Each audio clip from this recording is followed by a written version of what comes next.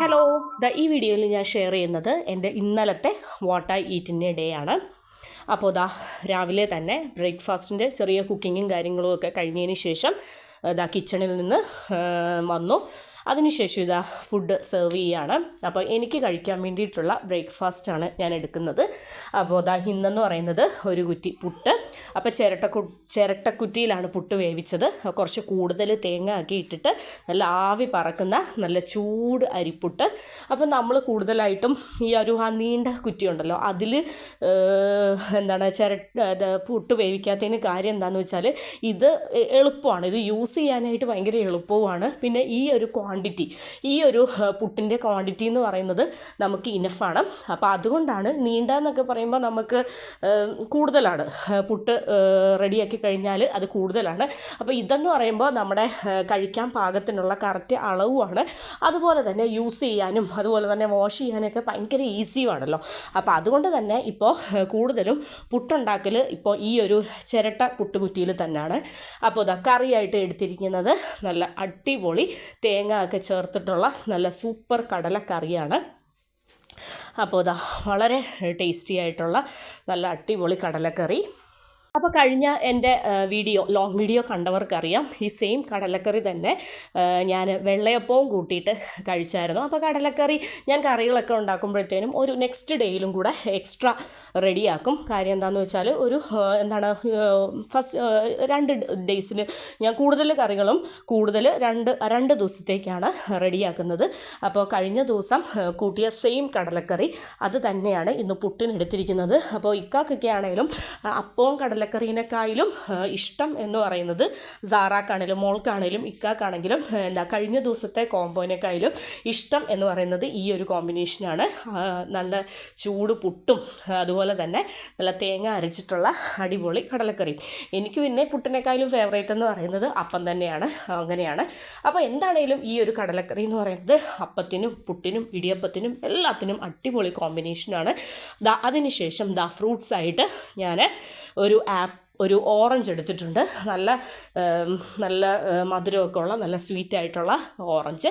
അതിനുശേഷം ഒരു bowl apple ചെറിയ പീസായിട്ട് കട്ട് ചെയ്തെടുത്തിട്ടുണ്ട്. നല്ല അടിപൊളി നല്ല മധുരമുള്ള നല്ല ക്രിസ്പി ആയിട്ടുള്ള നല്ല ക്രഞ്ചി ആയിട്ടുള്ള ആപ്പിൾ. അപ്പോൾ ഫ്രൂട്ട്സൊക്കെ കഴിച്ചതിന് ശേഷം കുറച്ച് പരിപാടികളും കാര്യങ്ങളൊക്കെ ഉണ്ടായിരുന്നു. അപ്പോൾ ലഞ്ച് ഒന്നും കുക്ക് ചെയ്യാനുള്ള ടൈം കിട്ടിയില്ല. അപ്പോൾ കുറച്ച് ലേറ്റായിട്ടാണ് ലഞ്ച് കഴിക്കുന്നത്. അപ്പോൾ ഒരു 2:30-3 മണിയൊക്കെ ആയപ്പോഴത്തേനും തൊട്ടടുത്തുള്ള നമ്മുടെ റെസ്റ്റോറൻറ്റിൽ വിളിച്ച് ഒരു ചിക്കൻ ദം ബിരിയാണിയാണ് ഓർഡർ ചെയ്തത്. അപ്പോൾ ഒരു ബിരിയാണി വാങ്ങിക്കുമ്പോൾ തന്നെ അത് ഒരുപാട് ക്വാണ്ടിറ്റി വൈസ് വളരെ കുറച്ചേ കഴിക്കത്തുള്ളൂ. അപ്പോൾ ഒരുപാടുണ്ട്. അപ്പോൾ ഞാനും സാറായും കഴിച്ചു കഴിഞ്ഞാലും ഈ ഒരു ദം ബിരിയാണി എന്ന് പറയുന്നത് നമുക്ക് എക്സ്ട്രാ ആണ്. അപ്പം ഞാൻ ആ ഒരു ബിരിയാണിയിൽ നിന്ന് എനിക്ക് ആവശ്യത്തിന് വേണ്ട പോർഷൻ വിളമ്പി. അപ്പോൾ ആ ബിരിയാണിയുടെ കൂടെ ഉണ്ടായിരുന്നത് കേർഡ് ഉണ്ടായിരുന്നു, ഒരു സ്വീറ്റായിട്ടുള്ള പിക്കിളുണ്ടായിരുന്നു, പപ്പടം ഉണ്ടായിരുന്നു, അതുപോലെ തന്നെ ഒരു ചെറിയ ബൗളിൽ പായസം, പിന്നെ ബിരിയാണി എന്ന് പറയുമ്പോൾ കുറച്ച് എക്സ്ട്രാ 2-3 പീസ്, കുറച്ച് പീസൊക്കെ എക്സ്ട്രാ കുറച്ചുണ്ടായിരുന്നു, ഒരു 2-3 പീസ് ഉണ്ടായിരുന്നു. പിന്നെ കുറച്ച് മസാല ആക്കി ഇട്ടിട്ടുള്ള വളരെ ടേസ്റ്റി ആയിട്ടുള്ള ജീരകശാല റൈസിൽ വരുന്ന ഒരു സ്റ്റാൻഡേർഡ് ആയിട്ടുള്ള ചിക്കൻ ദം ബിരിയാണി. അപ്പോൾ എനിക്ക് വേണ്ട പോർഷൻ ഞാൻ എടുത്ത് കഴിക്കുകയാണ്. അപ്പോൾ എനിക്ക് ശരിക്കും പേഴ്സണലി നമ്മുടെ നെയ്ച്ചോറിനാണെങ്കിലും ഫ്രൈഡ് റൈസിനാണെങ്കിലും ബിരിയാണിക്കാണെങ്കിലും എനിക്ക് ഭയങ്കര ഇഷ്ടമാണ് കുറച്ച് സവോള ഇങ്ങനെ കട്ട് ചെയ്ത് അതിൻ്റെ കൂടെ കുഴച്ച് കഴിക്കാനായിട്ട്. സാധാരണ ഞാൻ വിനേഗറും അതുപോലെ തന്നെ കുറച്ച് സാൾട്ടും പച്ചമുളകും ഇട്ടിട്ട് നന്നായിട്ട് കൈകൊണ്ട് തിരുമ്മിയതിന് ശേഷമാണ് ഞാൻ ഉണ്ടാക്കുന്നത്. പക്ഷേ ഇന്ന് ഞാൻ കുറച്ച് ഓൾറെഡി അവരുടെ ആ ഒരു കേർഡ് ഉണ്ടായിരുന്നു, ആ കേർഡിലേക്ക് ഞാൻ കേർഡിൻ്റെ മുകളിലേക്ക് കുറച്ച് സവോള കട്ട് ചെയ്തു. പിന്നെ അവരുടെ ഒരു ഡേറ്റ്സ് ഓറിയൻറ്റഡ് പിക്കിളായിരുന്നു. അപ്പോൾ എനിക്ക് സ്വീറ്റ് മാത്രം പോരാന്ന് വിചാരിച്ചിട്ട് എൻ്റെ കയ്യിലുള്ള കുറച്ച് ലെമൺ പിക്കിളും കൂടെ എടുത്ത് എല്ലാം കൂടെ ചേർത്ത് നല്ല എൻജോയ് ചെയ്ത് നല്ല അടിപൊളി ബിരിയാണി കഴിച്ചു. അതിനുശേഷം സ്വീറ്റായിട്ട് കുറച്ച് സ്വീറ്റും കാര്യങ്ങളൊക്കെ കഴിച്ചു. പിന്നെ അതിനുശേഷം സാറായ്ക്ക് വേണ്ടിയിട്ട് ഞാൻ ഫ്രിഡ്ജിൽ നിന്ന് എടുത്തതാണ്.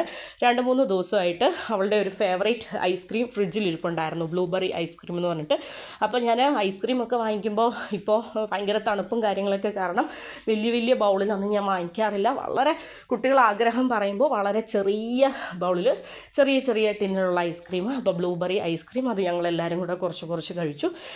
അതിനുശേഷം ഈവനിങ് ആയപ്പോഴത്തേനും സമൂസ.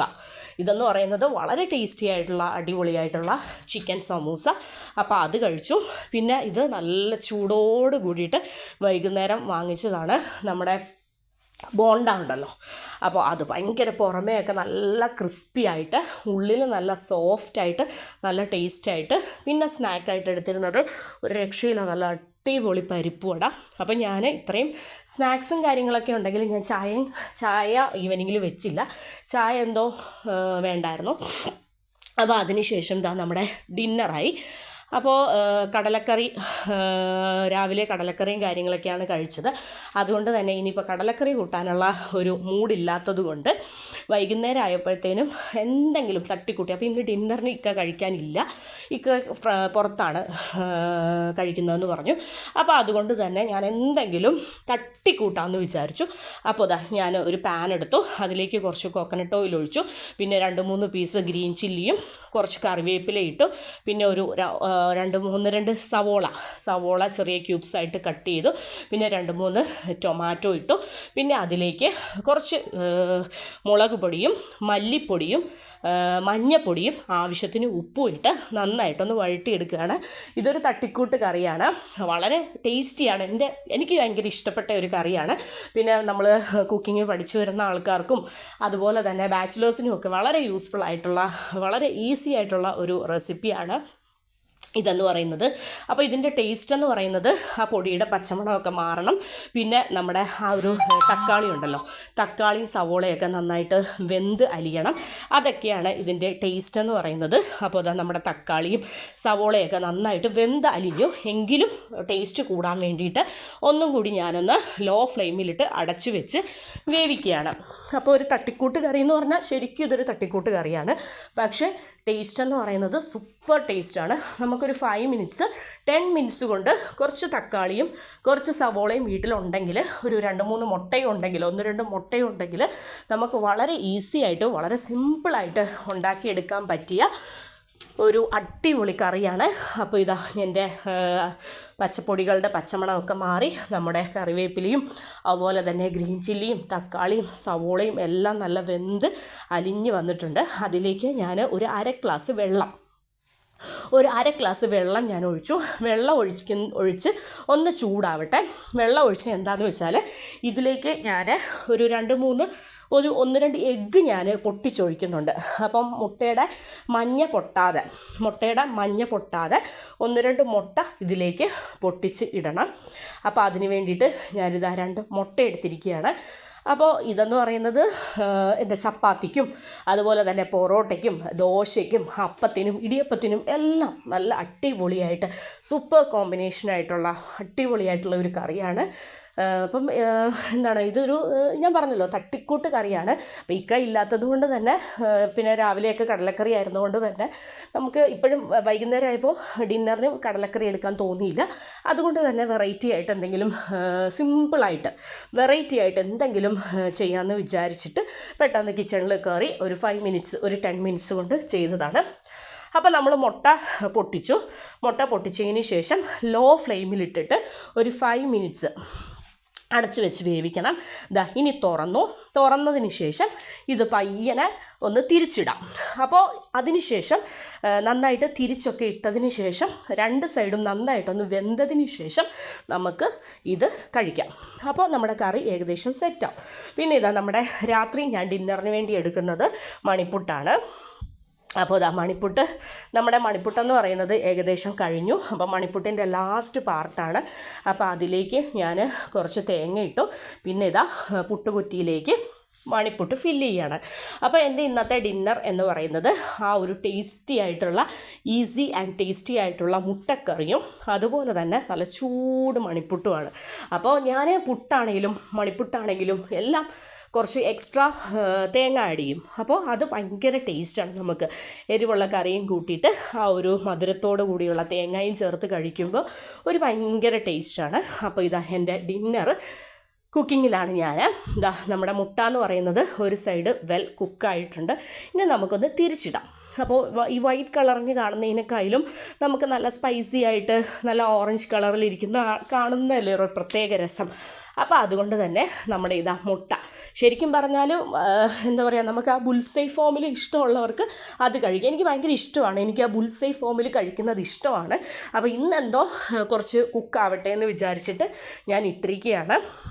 എനിക്ക് ചപ്പാത്തിക്കൊക്കെ അപ്പത്തിനൊക്കെ ആ മുട്ടയുടെ മുകളിലുള്ള ആ എഗ്ഗ് യോക്ക് ഉണ്ടല്ലോ, അത് പൊട്ടിച്ചിട്ട് അതും ചേർത്ത് കഴിക്കാൻ ഭയങ്കര ഇഷ്ടമാണ്. ചിലർക്ക് തീരെ ഇഷ്ടമല്ല, വേവാത്ത മുട്ട കഴിക്കുന്നത് ഭയങ്കര മടിയുള്ളവരുണ്ട്. പക്ഷേ എനിക്ക് എന്താ പറയുക, എഗ്ഗ് യോക്ക് സെപ്പറേറ്റ് കഴിക്കുന്നതൊക്കെ ഭയങ്കര ഇഷ്ടമാണ്.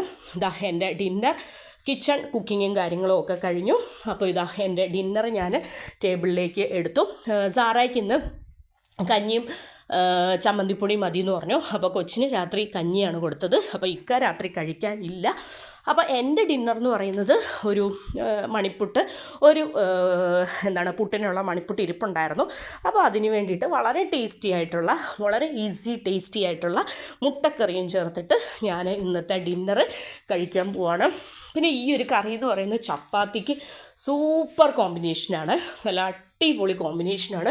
അപ്പോൾ വീട്ടിൽ കറികളൊക്കെ തീർന്നിരിക്കുന്ന സമയത്ത്, കറികളൊന്നും എക്സ്ട്രാ ഉണ്ടാക്കിയതില്ലാത്ത സമയത്ത് ഞാൻ പെട്ടെന്ന് കിച്ചണിൽ ചെന്ന് ഒരു 5 മിനിറ്റ്സ് കൊണ്ട് അല്ലെങ്കിൽ ഒരു 10 മിനിറ്റ്സ് കൊണ്ട് തട്ടിക്കൂട്ടി കൂടുതലും ലഞ്ചിനും ഒക്കെ കഴിക്കുന്ന ഒരു എഗ്ഗ് കറിയാണിത്. ചപ്പാത്തിക്ക് കൂടുതൽ ദിവസങ്ങളിലും ഉച്ചയ്ക്ക് ഈ ഒരു എഗ്ഗ് കറിയും കൂട്ടി ഞാൻ ചപ്പാത്തി കഴിക്കാറുണ്ട്. അപ്പോൾ ഇതാ ഞാൻ നല്ല ചൂട് മണിപ്പുട്ടും അതുപോലെ തന്നെ കുറച്ച് സ്പൈസി ആയിട്ടുള്ള നല്ല ടേസ്റ്റി ആയിട്ടുള്ള മുട്ടക്കറിയും ചേർത്ത് ഒരു പിടിക്കുകയാണ്. അപ്പോൾ ഇതൊക്കെയാണ് എൻ്റെ കഴിഞ്ഞ ദിവസത്തെ what I eat in A day എന്ന് പറയുന്നത്. അപ്പോൾ എൻ്റെ tasty dishes, delicious homely meals എല്ലാവർക്കും ഇഷ്ടപ്പെട്ടെന്ന് വിചാരിക്കുന്നു. ഇഷ്ടപ്പെട്ടെങ്കിൽ എൻ്റെ വീഡിയോ സ്കിപ്പ് ചെയ്യാതെ തന്നെ ഒന്ന് കണ്ട് സപ്പോർട്ട് ചെയ്യുക, വീഡിയോ ലൈക്ക് ചെയ്യുക, അതുപോലെ തന്നെ കമൻറ്റ് ചെയ്ത് സപ്പോർട്ട് ചെയ്യുക. അപ്പോൾ നല്ല രീതിയിൽ, ഇപ്പോൾ കുഴപ്പമില്ലാത്ത രീതിയിലുള്ള കമൻസും ലൈക്സും ഒക്കെ ചെയ്ത് നിങ്ങൾ സപ്പോർട്ട് ചെയ്യുന്നുണ്ട്. ഇനിയും നിങ്ങളുടെ സപ്പോർട്ട് ആവശ്യമാണ്. Thank you.